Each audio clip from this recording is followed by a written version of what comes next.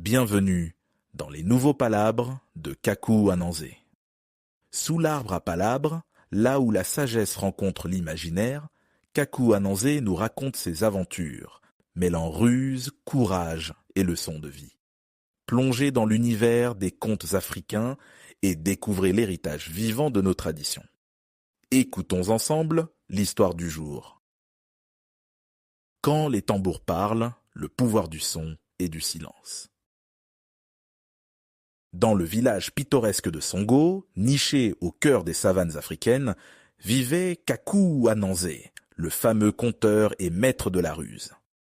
Un jour, les villageois se mirent à entendre des tambours résonner chaque nuit, mais personne ne savait qui les jouait. Ces mystérieux battements causaient frayeur et interrogation. Les enfants imaginaient des esprits joueurs, tandis que les anciens évoquaient des rituels oubliés.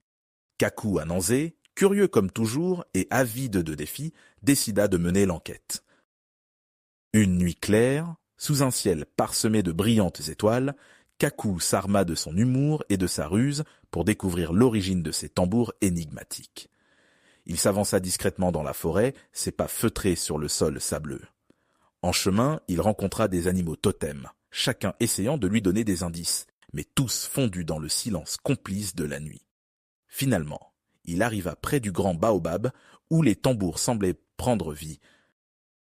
À sa grande surprise, ce n'était pas un sorcier ou un esprit malicieux, mais un groupe de singes malicieux, mené par le facétieux Simbon, qui avait découvert le plaisir de faire danser les ombres de la nuit avec leurs percussions improvisées sur des troncs creux. Kaku, amusé, les rejoignit, et créa un rythme si entraînant que même les étoiles se mirent à scintiller au rythme des tambours. Cependant, les singes étaient insatiables et continuèrent à tambouriner jusqu'à faire vibrer le silence sacré du village.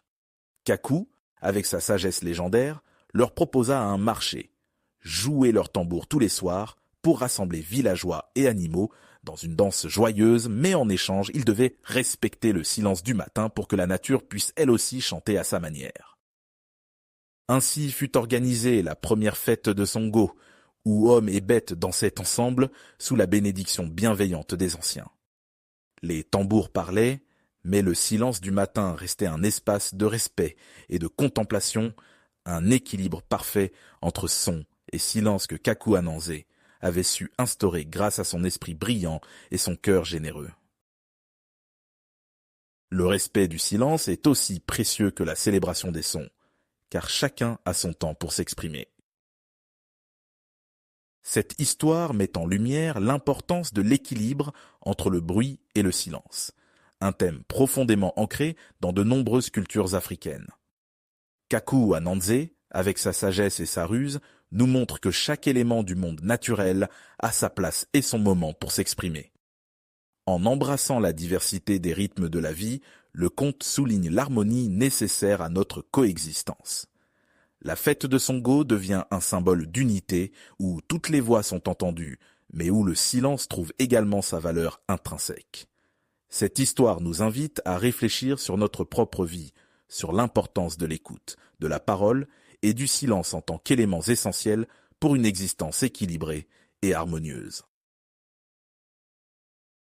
Merci d'avoir écouté les nouveaux palabres de Kaku Ananzé.